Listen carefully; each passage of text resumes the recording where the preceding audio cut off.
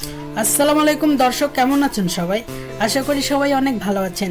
নাটক বিডি চ্যানেলের নতুন আরো একটি জমজমাট ভিডিওতে আপনাদের সবাইকে স্বাগতম।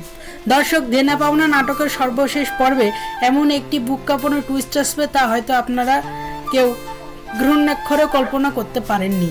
50 লাখ টাকার চেক, মায়ের চিকিৎসা আর চোখের সামনে নিজের আসল বাবার পরিচয়। কি হতে যাচ্ছে আগামী পর্বে? খায়রুল কি পারবে এই চরম সত্যটা মেনে নিতে? চলুন পুরো ঘটনাটি আজ একেবারে বিস্তারিতভাবে জেনে নেওয়া যাক। তবে হ্যাঁ, ভিডিওর আসল চমকটা রয়েছে একদম শেষের দিকে, তাই ভিডিওটি না টেনে শেষ পর্যন্ত দেখার অনুরোধ রইল। দর্শক, আপনারা যারা 121তম পর্বটি দেখেছেন তারা জানেন যে পর্বের শেষে গল্প পুরো 180 ডিগ্রি ঘুরে গেছে।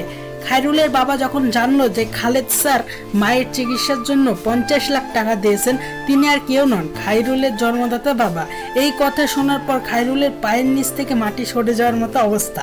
আগামী পর্বে আমরা দেখতে পাবো এক চরম পারিবারিক দ্বন্দ্ব। খায়রুল কোনোভাবে বিশ্বাস করতে পারবে না যে এত বছর ধরে তার মা এবং তার পালক বাবা এই বিশাল সত্যটা তার কাছ থেকে লুকিয়ে রেখেছে। আমাদের প্রেডিকশন বলেছে আগামী পর্বে খায়রুল সরাসরি তার মায়ের কাছে গিয়ে এই বিষয় জবাবদিহি চাইবে।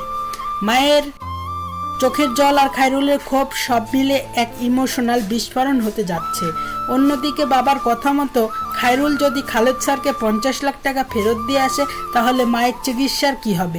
এই টাকা জোগাড় করতে গিয়ে কি খায়রুল কোনো বিপদে পড়বে, নাকি খালেদ স্যার নিজেই এবার ছেলের অধিকার নিয়ে সামনে এসে দাঁড়াবেন? দর্শক, আপনাদের কি মনে হয় খায়রুল এখন কি করা উচিত? সে কি খালেদ স্যারকে নিজের বাবা হিসেবে মেনে নেবে, নাকি টাকাটা মুখের ওপর ছুঁড়ে দিয়ে আসবে? আপনাদের মূল্যবান মতামত অবশ্যই কমেন্ট করে জানাবেন। ভিডিওটি ভালো লাগলে একটি লাইক দিন, বন্ধুদের সাথে শেয়ার করুন।